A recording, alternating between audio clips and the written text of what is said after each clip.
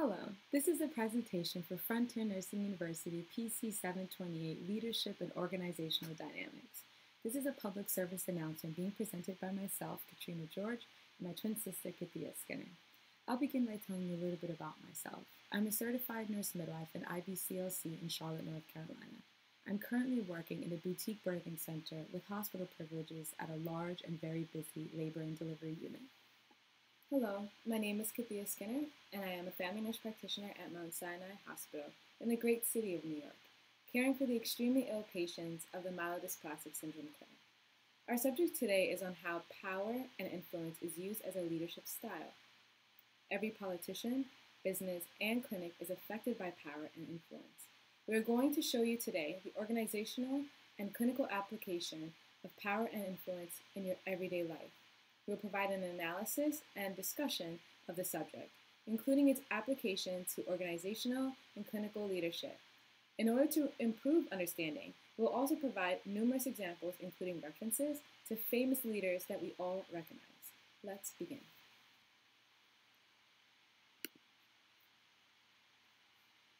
Let's now provide some more background information about power and influence, starting with its definition. Power and influence is one integrated concept, for power is not useful unless it's enacted through behavior. In general, it means that one individual or collective entity has the means to influence the state or disposition of another. When you think of someone who is powerful, what comes to mind? Is it someone with a lot of money or resources and seemingly holding the world in the palm of their hands? Power has often been perceived as an attribute exclusive to the rich, the famous, the corrupt, or the brute.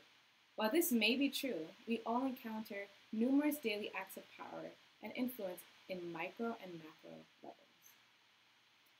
Those of us who seek to implement change but do not have tangible power are dependent on influence tactics to yield the necessary change that we desire. Power does not have to be minimized to oppression and exclusion. Empowerment is a substitute for sheer power, or it can be at least, as it influences the participation, the collaboration, and the behavior of others. There are two main sources of power. The first is positional power, which is also known as authority, and the second is information and expertise. Position power is when a certain held position confers a higher level of legitimate authority. An example of this would be a judge who will preside over a case, or from a clinical standpoint, an attending physician who presides over the care of a patient. In a family, a parent may function as the authority and the child the partisan. Authority is important for anyone in a formal position of power because they are dependent upon social control. If a child does not respect or fear their parents, or perhaps the child grows larger than the parent, they may rebel against this authority, and the power shift may occur. Under the umbrella of positional power is personal power. An individual personal power is someone who is usually appeasing to the eyes, charismatic, wise, and articulate. An example would be the late John F. Kennedy or President Barack Obama. Along with the gift of personal power comes 6 techniques used to influence others. The first is reciprocation. This is the notion that if I do something for you, you're likely going to feel as though you should do it for me as well. Now, this could range from a mutual form of I'll scratch your back if you scratch mine, to a form of coercion and bribery. The second is commitment and consistency. This is essentially getting someone interested just long enough to get them to see some positive attributes of what they might be trying to convey, then leveraging your desire to be consistent and live up to your commitments. An example of this would be that you're browsing on an app such as Zillow or Trulia to find a home, and the seller posts pictures of the home that only show off the positive attributes, just enough to get you to come in for a tour. Once you come in, even if things are slightly different than it seemed, you're more likely to commit to purchasing the home. The third is social proof.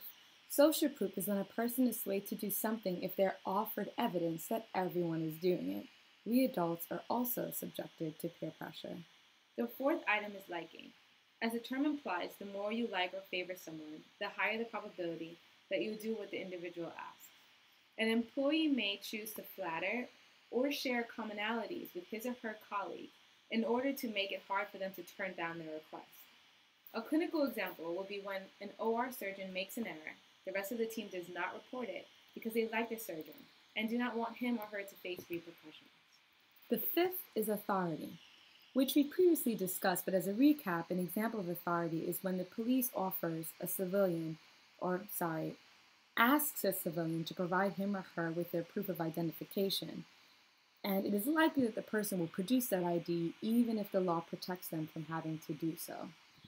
The last is scarcity. Scarcity is the concept that we place a higher value on something that is scarce or about to become unavailable. An example of this is when a seller tells a customer that their item is one of a kind and will sell out soon to entice the customer to make a purchase. Now that we've talked about personal power, let's discuss framing, which is the last item under the umbrella of positional power. Framing is when an individual, corporation, or entity has control over the definition of meanings and symbols. It is often referred to as ideological power. Elites and opinion leaders can essentially shape the meaning and articulate myths that express identity, beliefs, and values. This is a powerful form of power. It can be used to pass down folklore and strengthen cultural identity, or used for manipulation and deceit. A fish, for example, has different meanings for astrology as it does Christianity. There is power and influence in being able to assign meaning to symbols.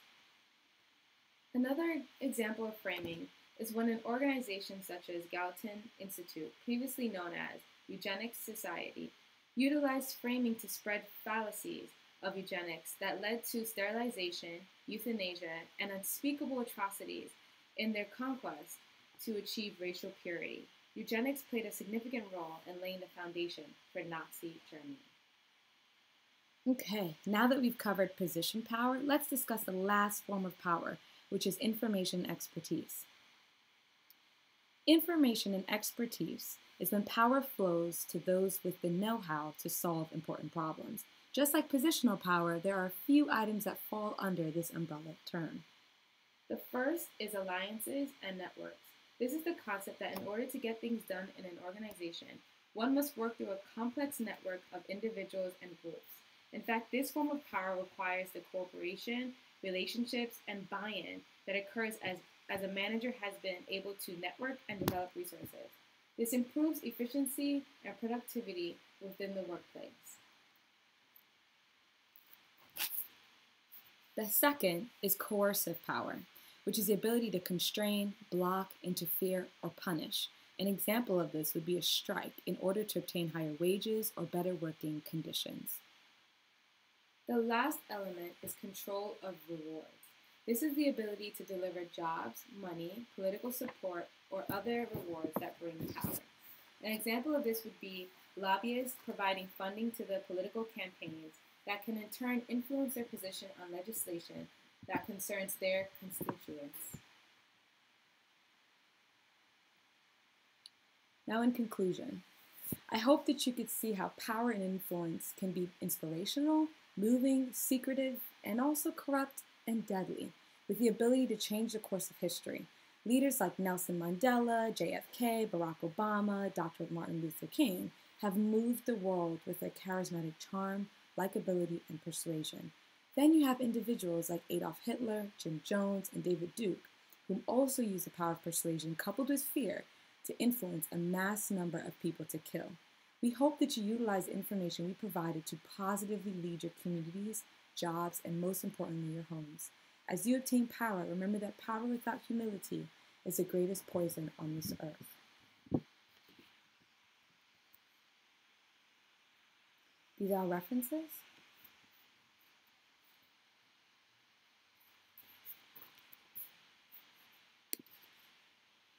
And so we thank you for listening to our public service announcement. Please feel free to leave comments and questions below. We look forward to communicating with you. Thank you.